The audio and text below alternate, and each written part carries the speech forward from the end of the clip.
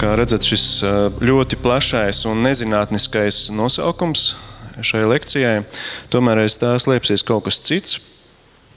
Un, ja jau es sāku ar šīm universālajām lietām, un tas, ko arī Dišlera kungs bija sākumā teicis, ka palūkojoties uz jūsu gleznām, uz šīm gleznām, kas šajā izstādē ir arī eksponētas, un kur mēs bijām augšā arī uz diplomu darbu izstādi, tad skaidrs, ka šīs universālās vai vispārējās vērtības ir atrodamas pasaulē, jo pasauli ir radījis Dievs, pat ja mēs kādreiz tam negribētu ticēt un negribētu to arī saskatīt. Un šeit ir no kāda viduslaiku manuskripta viena lapa, kur ir attēlots lielais arhitekts Dievs, kurš ar tādu cirkuli mēģina, un viņam tas mēģinājums labi izdodās, viņš rada pasauli. Protams, šāds attēlojuma veids vienmēr sasaucas ar to, ko mēs esam dzirdējuši kā negatīvo teoloģiju vai apofātisko teoloģiju. Tātad, ka par Dievu īstenībā neko nevar pateikt. Dievs ir noslēpums. Un tāpēc arī jebkura māksla ir mēģinājums tikai tuvoties, un vēl jau vairāk vārdi arī ir tikai mēģinājums tuvoties šim neizsakāmajam.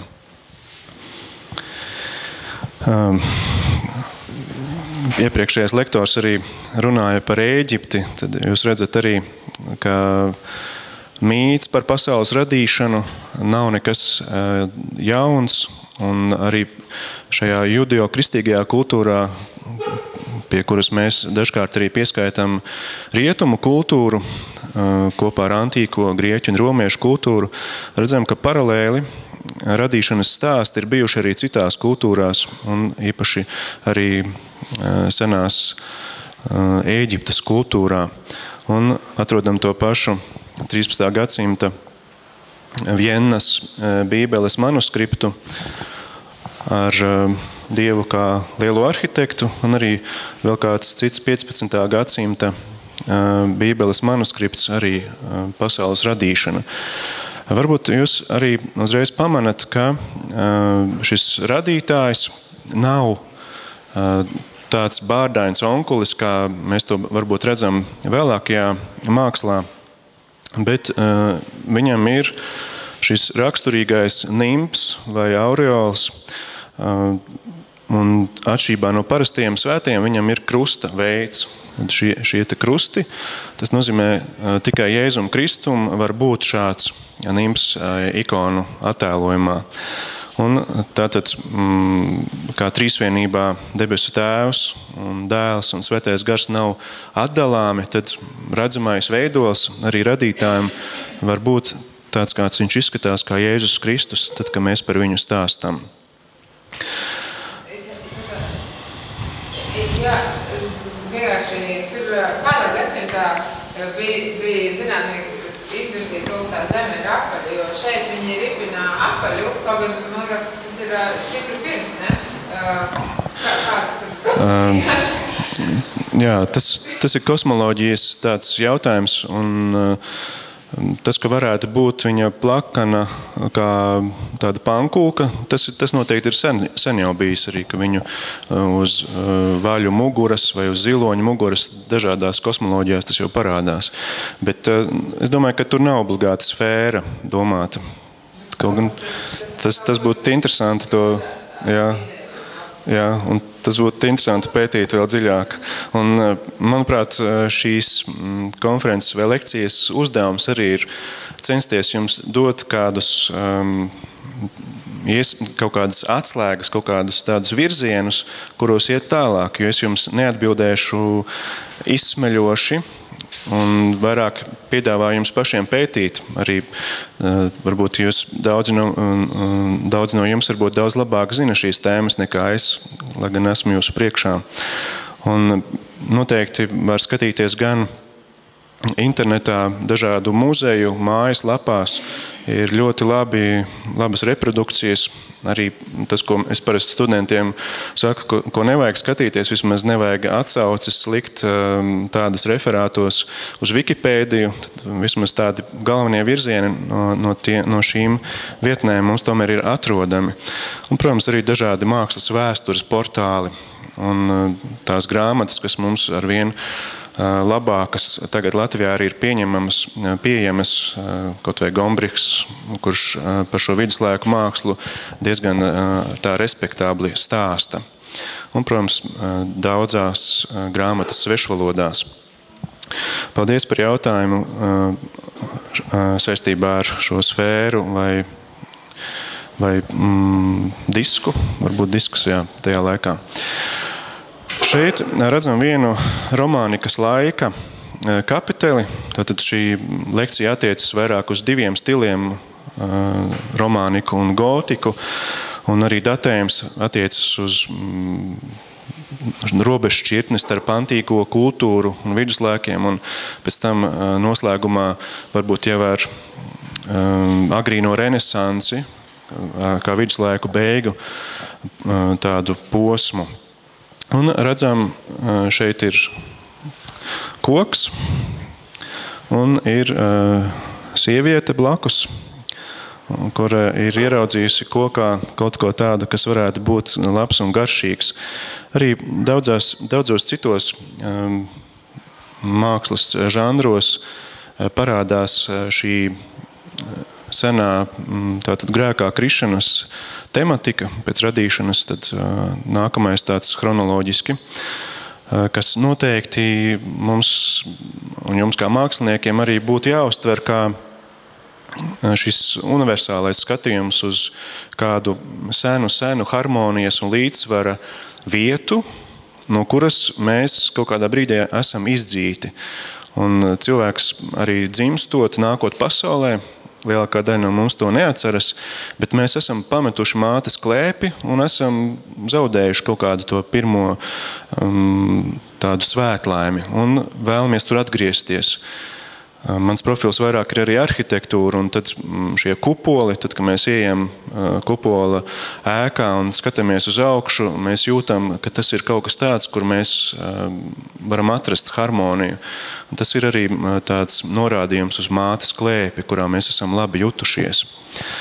Un tad šī grēkā krišana, arī čūska kā ļaunā gara simbols, kā viens no kārdinātājiem, un Ādams ar Ievu, kā redzat, Dišlera kunga stāsts par kanoniem arī šeit parādās diezgan skaidri, ka nav realistiskais attēlojums šiem cilvēkiem, šīm figūrām, lai gan viduslaiku māksliniekiem bija ļoti labas iespējas smelties antīkās kultūras paraugos, un, kā mēs zinām, tie ir ļoti realistiski un ļoti skaisti šie visi paraugi. Arī saistībā ar šo paradīzes koku šī simbolika ļoti plaši var parādīties. Ir arī tā saucamais proto-evaņģēlijs, jeb pirms evaņģēlijs, kad Ievu un Ādamu sūtot ārā no paradīzes, Dievs saka, ka tomēr būs glābējs šai pasaulē.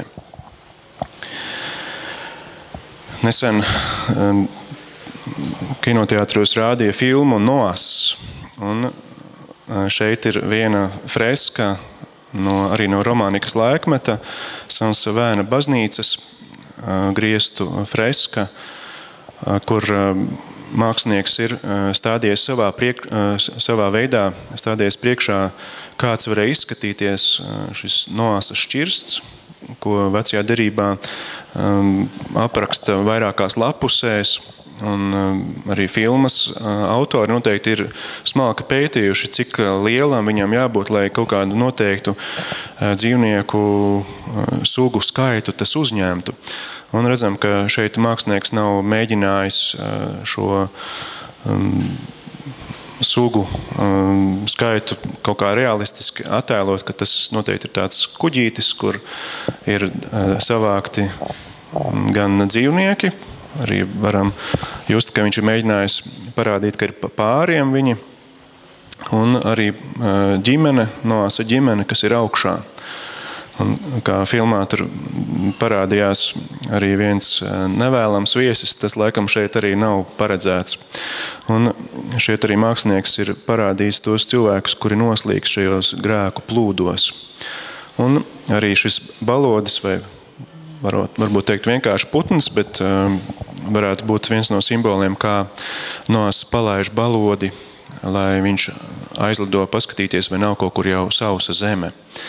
Tad šāds sižets par grēku plūdiem parādās arī dažās citās mitoloģijās, Gilgameša eposā un citur. Arī mazliet tāda teoloģiskāka nianse. Šīs ir mozaīkas un daži attēlojumi derības šķirstam. Un noteikti šajā brīdī mēs arī redzam, ka vecajā derībā var būt ne tikai šis kristīgais skatījums, bet arī jūdaisma skatījums uz Bībeli, uz veco derību.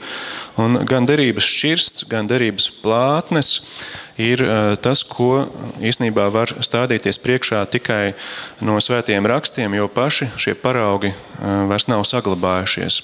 Pat ir arī varbūt antīkā perioda kādi ciļņi romiešu, kur varētu atrast šādas ainas. Kāds tad īsti ir šis derības šķirsts bijis un kādas ir bijušas derības plāksnes, uz kurām bijuši visu rakstīti baušļi.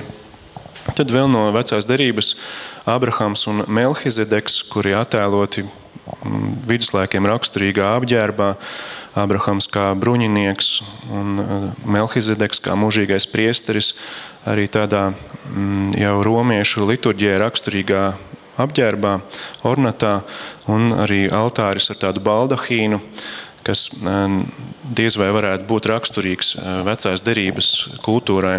Un tas mums atkal ir kā atgādinājums, ka inkulturācija, tas ir veids, kā mēs sev saprotamā valodā un savai auditorijai saprotamā valodā mēģinām šo informāciju, šo vēsti nodot tālāk.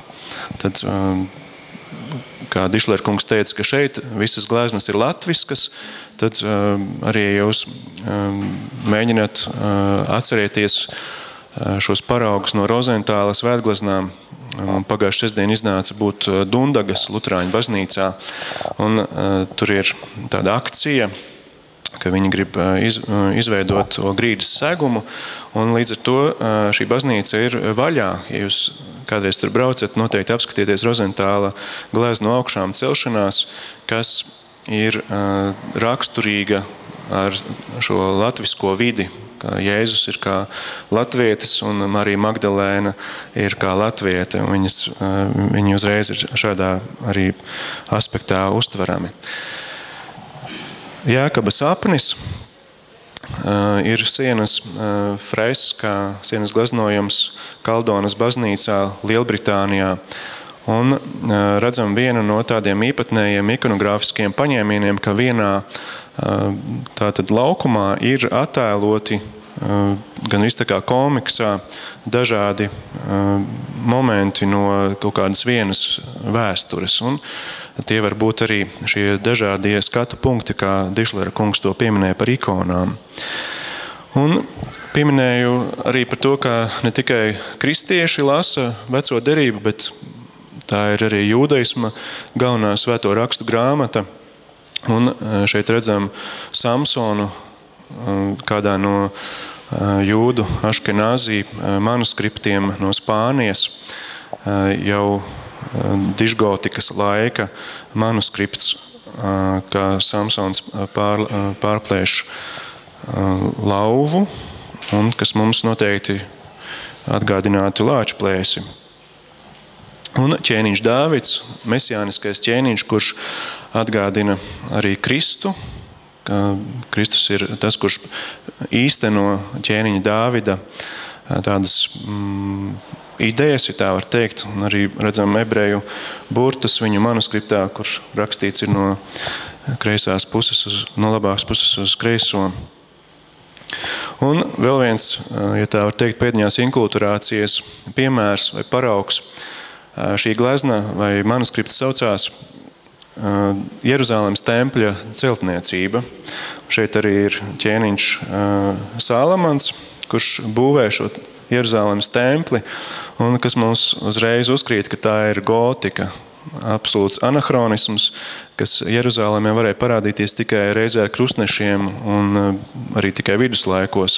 Tad neviens no šiem 3 Jeruzālēmes tempļiem nevarēja būt šādās formās. Un tomēr mākslinieks, lai cilvēki, skatītāji varētu to uztvert, viņš mierīgi uzglezno tādu gotisko katedrāli, gotiskas katedrāles celtniecību un var uzrakstīt, ka tas ir Jeruzālemes templis. Ar to arī noslēdzas vecā derība, un pievēršoties jaunajai derībai, atkal šie dažādie mākslas veidi, tēlniecība, glezniecība, grāmatu grafika, manuskriptu māksla ir varbūt tādā lielā kokteilī, bet mēģināsim chronoloģiski iziet cauri šīm Bībeles tēmām, Bībeles sižetiem. Un viens no notikumiem, ko vērts ir atgādināt, tas ir Svētā Jāņa Kristītāja tēvs, kad viņš ir templī, kad viņš apkūpina altāri. Viņš tātad ir kā dežūra priesteris tajā laikā, ka viņam tur ir jābūt.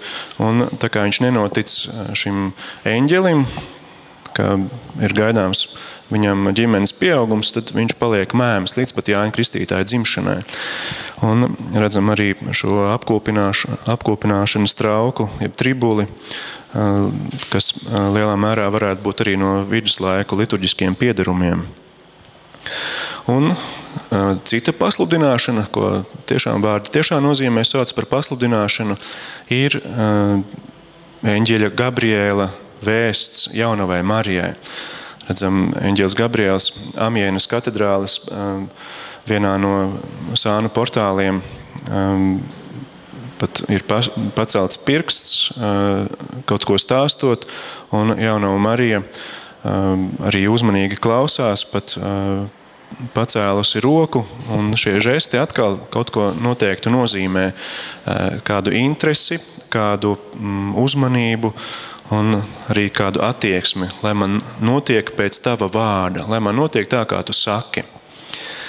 Tātad šie gotisko katedrāļu tēlnieki ir mēģinājuši arī parādīt skulptūrās. Arī Dainis man teica, lai es stāstu par arhitektūru, bet patiešām ir diezgan grūti šo tiltu no Bībeles sižetiem uz arhitektūru būvēt. Ja mēs varbūt mēģinātu tiešām tā iedziļināties, varētu atrast gan Kristu un krustu, gotisko katedrāļu un renesanses laikmetā arhitektūras formās un tam līdzīgi, īpaši, ja nāktu vēl tuvāk mūsdienām, Le Corbusier, Ronšampas katedrāle, Ronšampas kapela un Gaudija La Sagrada Familia baznīca Barcelonā, tad šī mākslu sintēze varētu vairāk arī parādīties kā arhitektūras formu valoda. Bet gotikā un mazliet mazāk romānikā, tad šī mākslu sintēze parādās kā tēlniecības valoda un kā freskas. Tad jau no vēlākiem laikiem jau varētu teikt, ka agrīnā renesanse flāmu mākslinieks ir gleznojis arī šo pasludināšanas ainu, un tad mākslas vēsturnieks stāsta par to, ka šie sānu, var cot kā altāra retabula, altāra siena, kurai ir kā aizvaramas durvis, šie sāni, tad tur arī varētu būt viens no šiem mecenātiem, tiem, kur ir samaksājuši gleznotājiem un vēlējušies, lai arī viņi paši būtu klāt šajā gleznā. tas pēc tam renesansē ir īpaši raksturīgi. Atgriežoties pie romānikas, tad, kad ir bijušas abas pasludināšanas, kad ir bijusi Jāņa Kristītāja dzimšana, tad atkal mēs pievēršamies šim Ziemassvētku notikumam Kristus dzimšanai. Un redzam, ka atkal mēģināts ir attēlot vienā kadrā, it kā tie Dišlera kunga vairākie skatu punkti un vairākas darbības vienlaicīgi. Un tas ir viens no tādiem paņēmieniem, kā stāstīt. Tātad tā nav tikai liturģija, tā nav tikai dievkalpojuma māksla, bet drīzāk tā ir tāda stāstīšana par Bībeles vēsti, un kā jūs varbūt paši esat arī gājuši šīm gotiskajām katedrālēm apkārt, vai atkal šajā gadījumā romānikā redzējuši, kā ir šis stāstošais mākslas darbs. Redzam gan bērnu Jēzu, gan šos dzīvnieciņus, lopiņus, kas atgādina par to, ka viņš ir dzimis kūtī, un varētu būt, ka Dievmāte atpūšas šajā brīdī, un Jāzeps tur ir, un eņģelis pasludina ganiem, nāciet, redz, kur arī šie, kā bija islandiešiem, grenlandiešiem, eskimosiem, kā nav labais gans, bet roņa tēvs. Tad mēs zinātu, ka jūdiem, ebrejiem šajā laikā tas bija ļoti saprotams, ka ir gani un ko viņi gana. Tad saskaņā ar jūdu tradīcijām bija bērns, pirmdzimtais bērns jāupurē templī.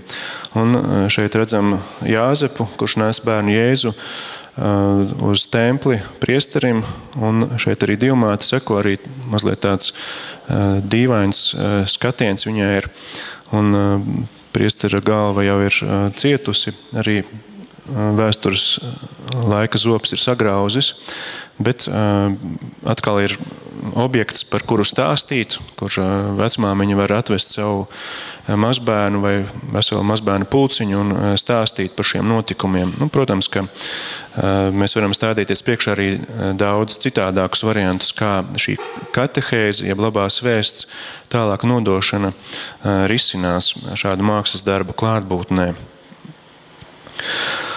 Un Jēzus bērnība ir ļoti nemierīga, kā mēs zinām no svētiem rakstiem, ķēniņš Herods. Viņš uzņem kā viesus 3 austrumu gudros, 3 ķēniņus. Un tā kā viņi seko zvaigznei, arī tas ir īpatnēji, kā tas varētu būt no astronomijas viedokļa, ir kaut kāda zvaigzne, kurai var sekot. Viņi atnāk svētajā zemē, tagadējā Izrēlā un Palestīnā, un ierodas pie ķēniņa Hēroda un jautā, kur ir jaundzimušais jūdu ķēniņš. Un viņš saka, es tiešām nezinu, bet ja jūs viņu atrodat, tad noteikti atgriezieties un pasakiet man. Un šis nodoms viņam ir kā konkurentu novākt, kamēr viņš vēl ir tāds vājš un trausls. Un tad, kad 3 ķēniņi, atkal viens no Bībeles sižetiem, kas ļoti plaši ir attēlots gan viduslaiku mākslā, gan vēlāk, viņi apciemo svēto ģimeni, Jāzepu, Mariju un Jēzu, un uzdāvina viņiem zeltu, mirres un vīraku. Arī katram no šīm dāvanām ir simboliska nozīme, un tā praktiski mēs varam teikt, ka par šo zeltu tad viņi varēja ceļot uz Ēģipti, mūkoti no Hēroda dusmām, no viņa greizsirdības un varas kāres. Tad šis skats ar romānikas laika kapiteli, bēgšanu uz Ēģipti, arī gandrīz kanonisks. Redzam arī vienu citu piemēru, kur līdzīgā veidā jau daudz realistiskāk ir gan ēzelītis, gan jauno Marija un bērns Jēzus, un pats Jāzeps iet pa priekšu. Un redzam arī, ko es pieminēju, šis nimps ir ar krustu, ko var atpazīt Jēzum Kristum, un pāriem svētajiem tad ir bez šī krusta. Jēzus, tad, kad viņi atgriežas pēc Ēģiptes trimdas, pēc dažiem mēnešiem, varbūt dažiem gadiem atgriežas Nācaretē, viņš ir piedzimis Betlēmē, bet atgriežas Nācaretē, tad viņš saskaņā ar Lūkas evaņģēliju aug un pieņemas prātā, un 12 gadu vecumā tā ir tāda parasta tāda tradīcija jūdiem, ka viņiem bija jābrauc, jādodas uz Jeruzālemes templi uz svētkiem. Un svētki beidzās, un visi atkal plūst atpakaļ uz savām mājām. Un Jāzeps un Marija pamana, ka Jēzus nav kopā ar viņiem, nav ar viņu radiniekiem. Viņi no sākuma domā, ka viņš kaut kur ir tālāk atpalicis vai ar kādiem brālēniem māsīcām kopā. Un, kad viņi neatrod, saprot, ka jāiet viņu meklēt. Un atrod viņu Jeruzālemes templī kopā ar rakstu zinātājiem, kur viņš uzdod ļoti gudrus jautājumus un arī pats ļoti gudri atbild uz tiem jautājumiem, ko viņi nevar pateikt. Tad šī ir arī viena no freskām, ko mēs arī varam atrast internetā, pameklējot dažādās versijās. Piemēram, šī Dučio jau agrīnā renesanse varētu pieskaitīt 1308. gads. Pēc tam zinām, ka Mazāčo un Giotto un daudzi citi Itālijas renesanses mākslinieki šādā veidā glezno, īpaši Fra Angelico, šī maniera. Un tad, kad viņš ir atgriezies mājās, ir viens ļoti tāds noslēpumains laiks, kad mēs par viņu ļoti maz ko zinām. Ko viņš dara? Ir tikai skaidrs, ka viņš ir dzīvojis Nācaretē, mācījies par galdnieku, jo viņa auģa tēvs Jāzeps ir galdnieks. Un līdz ar to viņš pelna savu dienišķo maizi. Līdz brīdim, kad svētais Jānis Kristītājs sāk gatavot kungam ceļu. Šī adventa tematika, gatavojot kungam ceļu, jo viņš nāks un nāk. Un vienā brīdī ir, kā mēs redzam šajā Krakovas piemērā, jau no periodizācijas viedokļa viņš jau attiecas uz renesansi, bet daudzās, varētu teikt, attālākā zemēs no Itālijas viduslaiki un gotika ievēlkas. Un šis ir ap 1680. gadu, kad jau renesanse Itālijā jau ir sākusies. Un redzam arī raksturīgos atribūtus, kā Dišlera kungs teica, ir šīs 3 dimensijas rietumu mākslā, bet, protams, ka ir arī glezniecībā. Jānis Kristītājs ar raksturīgo tādu ādas apģērbu un eņģeliskā dievišķās klātbūtnes zīme, jo zinām, ka Jēzus Kristība ir tas brīdis, kad svētā trīsvienība parādās vienlaicīgi. Ir tēva balss no debesīm, pats dēls, kurš tiek kristīts, un tad baloža veidā nolaižas arī svētais gars. Tas parasti, ja mēs skatītos internetā visas attēlojumus, kā notiek Jēzus Kristība, tad šis balodis gan arī vienmēr ir līdzās. Tad, kad Jēzus ir nokristīts, viņš aiziet tuksnesī. Ir 40 dienas, kad viņš vēl neparādās tādā publiskā darbībā, bet viņam ir jācīnās ar ļauno garu, ar vēlnu, ar sātanu. Un redzam atkal šo komiksa variantu, ka ir 3 ainas, 3 kārdinājumi. Pirmajā mēs redzam, kā vēlns viņam saka pārvērt šos akmeņus par maizi, un Jēzus atbild arī ar svēto rakstu vārdiem: ne no maizes vien dzīvo cilvēks. Arī vēlns šajās 3 kārdinājumos ir kā ļoti labs ekseģēts, ja bībeles zinātājs, erudīts. Viņš ar svēto rakstu vārdiem manipulē, un viņš bībeli zina no galvas, labāk kā mēs kristieši droši vien, un var mūs ļoti veikli piemānīt, ja mēs nepaļaujamies uz Dieva palīdzību. Un šeit, ka Dainis arī teica, ka iepriekšējā konferences dienā diskusijā arī izkristalizējās šī patiesība, ka kristīgās vērtības bez Kristus, viņas deformējas, viņas sabrūk, viņas nevar pastāvēt. Tad redzam, ka mēs varam ļoti labi operēt ar Bībeles terminiem, terminoloģiju un izteicieniem, bet tā nebūs kristietība varbūt, ja mēs gribam panākt kaut ko savu. Un arī šie divi pārējie kārdinājumi, kur viņam ir vai tu leksi no tempļa, vai ir parāda arī visas pasaules pilsētas pie viņa kājām. Un, kā mēs arī saprotam, viņš to nevar viņam dot, tas viņam nepieder. Un arī no vienas kultūrvēstures grāmatas šī 1210. gada ilustrācija, arī diezgan realistiskā veidā. Tad, kad viņš ir izturējis šos kārdinājumus, kas ir katram no mums arī kā pamudinājums mūsu kārdinājumus izturēt, viņam ir iespēja beidzot sākt savu publisko jeb atklāto darbību. Svētkos, liturģiskajos svētkos bieži to saista gan ar 3 ķēniņiem, gan ar Jēzus kristību, gan ar kāzām Kānā. Un šīs ir kāzas Kānā, kur Jēzu mēs atkal atpazīstam pēc viņa krustveida nimba. Un šī svētījošā žesta, kas arī bija Fajumas portretu lekcijā pieminēts no Sinajas Svētās Katrīnas klostera svētījošais žests un arī šādā formā. Un viņš saka, lejiet no šiem traukiem to ūdeni, un tas ir pārvērsts jau vīnā.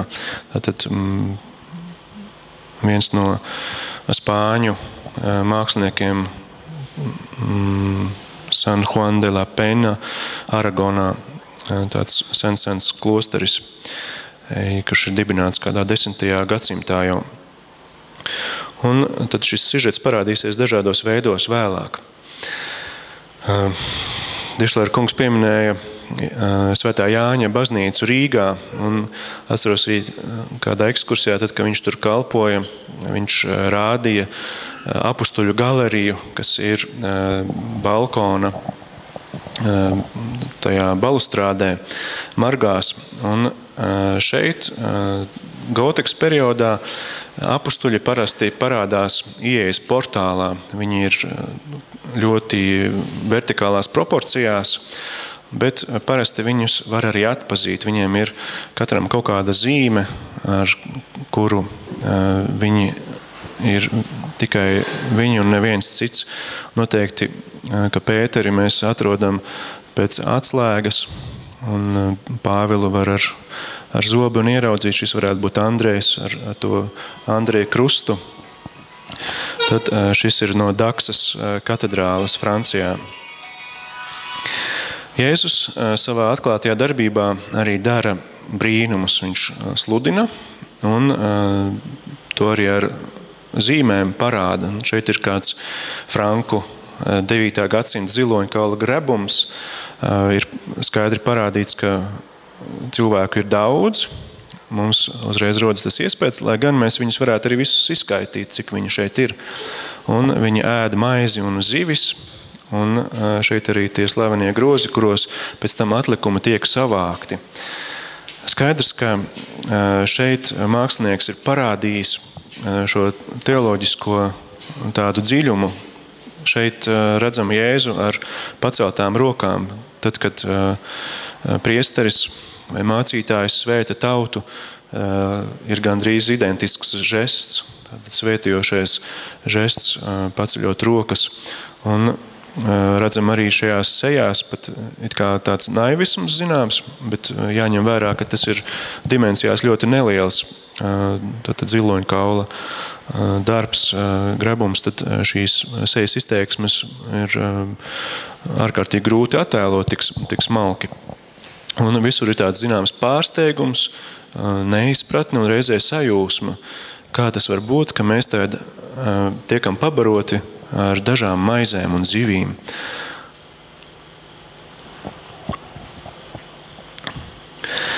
Jēzus arī stāsta līdzības.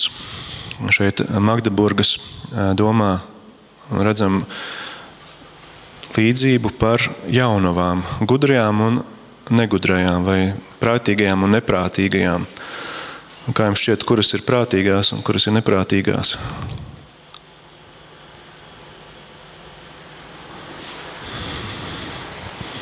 Kurā pusē ir prātīgās? Tad šīs ir prātīgās, pat ja viņas ir tik smaidīgas, un tad ar šīm eļļas lampām, kurām ir pietrūcis eļļas. Un, protams, šī līdzība arī liek mums vienmēr pārdomāt, kā tas var būt, ka viņas ir tādas egoistas, šīs gudrās jaunavas, viņas tak varēja padalīties ar tām savām māsām. Un tātad arī šeit mākslinieks it kā uzdod šo jautājumu, uz kuru nav atbildes, kā tad īsti ir šajās līdzībās, vai mēs žēlastību, Dieva spēku, ko nesam māla traukos, vai mēs varam paši kādam dot, vai tomēr mums ir jālūdz, lai Dievs viņu dāvātu šiem pāriem cilvēkiem, kuriem tas ir vajadzīgs. Tad ļoti sarežģītas lietas beigās var atklāties. Un viena no ikonu tēmām, ja piemēram uzrakstīsiet transfigurāciju vai transfiguration internetā un nospiedīsiet attēlus, tad parādīsies ļoti daudz bizantiskās un austrumu ikonas. Tā ir viena no ikonu tēmām, reizē ar augšām celšanās ikonu, kur parādās Kristus cilvēciskā un dievišķā daba vienlaicīgi. Un pats notikums, ka viņš ir paņēmis līdz Tabora kalnā savus 3 mīļākos mācekļus un apskaidrojas. Šis ovāls it kā liecina par to gaišo, par gaismu, kas no viņa staro. Un arī Mūzes un Elija, ko parasti Mūzum tad būtu arī šīs bauslības plāksnes vai likums, un Elijas ugunīgais pravietis, kurš arī tiek salīdzināts ar Jāni Kristītāju. Un redzam, ka šajos ziloņkaula grebumos arī ir daudzas citas ainas, tad izmēros daudz mazāk nekā to būtu jātēlo, teiksim, lielā skulptūrā. Un šis Jēzus dzīves gājums, 3 atklātie gadi, strauji tuvojas arī noslēgumam. Un redzam jau kāju mazgāšanu Lielajā ceturtdienā Šartras katedrāles vitrāžā.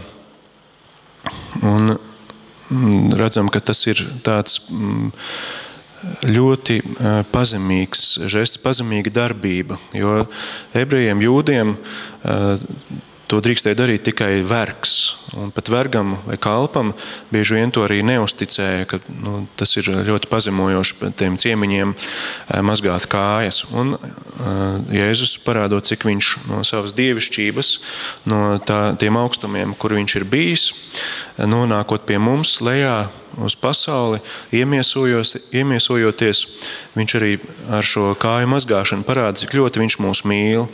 Un tad, kad Pēters ir dusmīgs, viņš saka, nē, tak labāk izmazgā man labāk matus un rokas un tā tālāk. Viņš saka, jūs jau esat tīri to vārdu dēļ, ko es esmu teicis. Tātad atkal Bībeles vārdi, ka mēs lasām Bībeli ar atvērtu sirdi, godīgi. Šie vārdi mūs var darīt tīrus. Tie vārdi, ko Jēzus pasaka. Bija Robertam Stonam romānā par Amerikas ikdienu tāds stāsts par vienu misionāru, kurš dalīja cilvēkiem Bībeles, jaunās derības, kur Jēzus vārdi bija iespiesti ar sarkaniem burtiem. Un mēs varētu tos sarkanos burtus, tad mūsu sirds tīrība varētu vieglāk atjaunoties, kā Dievs ar savu vārdu mūs dara tīrus. Tad šī kāja mazgāšana kā īpašs tāds pazemības apliecinājums. Un svētais vakarēdiens arī no kādas manuskriptu miniatūras redzam šo darbību. Pēc tam Leonardo da Vinci svētā vakarēdiena freskā slavenajā daudz, kas ir pārņemts no iepriekšējo mākslinieku pieredzes. Un atkal tā ir šī inkulturācija, jo reāli saskaņā ar tuvo austrumu tradīcijām Jēzus bija tā kā atlaidies uz viena elkoņa kopā ar mācekļiem, un viņi nesēdēja pie galda. Tas bija drīzāk uz tādiem paklājiem. Un redzam arī Jūdasu, kurš iemērts vienlaicīgi zupā vai tajā traukā šo maizes gabaliņu. Un jūs varat pamanīt, ka visiem pāriem ir šie nimbi, un Jēzum tas ar krustu, un Jūdasam nav. Dažreiz viņa attēlo pat ar melnu šo nimbu. Un redzam arī Jēzus mīļāko mācekli Jāni, evaņģēlistu, Jāni teologu, kā austrumu tradīcijā sauc, kā viņš ir pieglaudies pie Jēzus krūtīm un klausās viņa sirdspūkstus. Un arī atpazīstam Pēters ar šiem skruļainajiem matiem, kā ikonogrāfijā arī tas parādās. Un drīz vien arī Jēzus tiek arestēts, Jūdasa skūps, ko pēc tam agrīnajā renesansē, īpaši Mazačo freskās, ļoti dramatiski attēlot šis brīdis, kad viņš skūpsta Jēzu un kādi ir šie skatieni. Tā ir ļoti tuva tradīcija arī ikonām, austrumu ikonogrāfijas tradīcijai. Un šajā Dučio di Bonesegnas gleznā freskā 1308. gads, tāpat kā iepriekš bija pieminējis, redzam ļoti realistiskus, tas jau attiecas gandrīz uz agrīno renesansi. Pilāts ar šo kroni, kas nozīmē viņa varas simbolu, tauta, kas tiek attēlot šādā veidā, pūlis un karavīri, kuri ir arestējuši Jēzu, un liecinieki, kuri viņu apsūdz. Šis sižets parādās pēc tam vēlākajā kristīgajā mākslā ļoti bieži, un tas ir arī tas jautājums, kad Pilāts Jēzum uzdod jautājumu, bet kas ir patiesība, uz kuru vairs nav atbildes, jo Jēzus ir teicis saviem mācekļiem, es esmu patiesība. Man, tad, kad es tika iesvētīts par priesteri, viena meitene man uzdāvināja grāmatu Crucifixion, krustā sišana. Un tur ir no pašiem pirmajiem, pat no katakombu laikiem, parādīts, kā mākslā attēlo krustā sisto Jēzu. Līdz pat mūsdienām, līdz tādiem varbūt pat kristietim nepieņemamiem attēlojuma veidiem. Bet tas, kas romānikai ir raksturīgs, varbūt arī mazliet gotikai, Jēzus ir pie krusta piesists, bet reizē viņš parāda savu visvarenību, viņš triumfē, dažreiz viņš smaida, viņš noraugās uz mums ar mīlestību, un viņš jau ir augšām cēlies. Arī tad, kad viņa plaukstās ir vēl redzamas rētas, naglu rētas, bieži vien viņa sejas izteiksme liecina par milzīgo mīlestību, kāda viņam ir atdodot savu dzīvību par mums. Un vasarsvētku skats no viena emaljas darba ap 1150. gadu Ziemeļa Nīderlande, bet šis tāds emaljas veids ir īpaši bijis Dienvidu Vācijā raksturīgs. Tad jums kā mākslas zinātniekiem arī ir tas viss pazīstams. Un vasarsvētku šis notikums, kad Pēteris ir vidū, un mācekļi pārējie apkārt, un par viņiem nāk svētais gars. Ja mēs labi ieskatāmies, varbūt tur arī var balodi pamanīt, vai arī tādu roku, dievišķo roku, tad Jēzus arī sūta šo garu. Un gars, it kā ugunsmēļu veidā, tas arī dažādās ikonās var būt atšķirīgi. Tiešām kāda liesma var būt virs apustuļu galvām. Šis vasaras svētku notikums Bībelē arī ir ļoti skaisti aprakstīts, un māksliniekiem dod plašas iespējas viņu iztēlē, lai varētu attēlot gan realistiski, gan dažādos citos veidos šo notikumu. Jā, pēc tam Jēzus dzīve ir noslēgusies, augšām celšanās ir bijusi, un viņš sūta savu garu un arī aicina apustuļus būt nomodā, mācekļus, arī mūs visus kristiešus. Un tad, ja sekojam vēl chronoloģiski, ir apustuļu darbi, tad ir apustuļu Pāvila vēstules, Jāņa vēstules, Pētera vēstules un ir Jāņa atklāsmes grāmata, ar ko noslēdzas arī Bībele. Un tad dažādos veidos šeit jau ļoti tuvu šim kanoniskajam ikonu gleznošanas veidam ir Jēzus kā visas pasaules valdnieks, un pamatojoties arī uz atklāsmes grāmatas vārdiem, es esmu alfa un omega, iesākums un beigas. Tad šādā veidā arī it kā pastarpināti parādās Bībeles tādas tēmas un sižeti. Un šeit varētu būt arī viens no pastarās tiesas tādiem skatiem. Tas arī romānikas un gotikas mākslā viduslaikos ir raksturīgs sižets, kad parāda, kā pa labi iet tie izredzētie un pa kreisi nolādētie. Tad mums atkal mūsdienās būtu jāpiemēro kaut kā citādāk šis skats, jā, kā šī pastarā tiesa notiek, jo mēs vairāk orientētos uz to, ka Dievs ir mīlestība un ka mēs paši varbūt sevi notiesājam par to, ka mēs neesam pietiekami mīlējuši savu tuvāko un tālāko. Un šeit arī vienā no tādiem kapiteļiem ir Jēzus ar 4 evaņģēlistiem.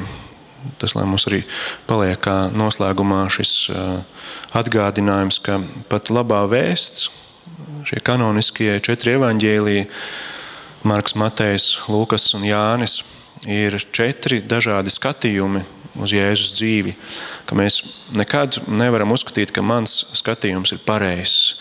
Mums jāņem vērā, ko ir teicis un ko ir redzējis mans brālis un mana māsa. Un liels paldies par jūsu uzmanību un pacietību klausoties mani.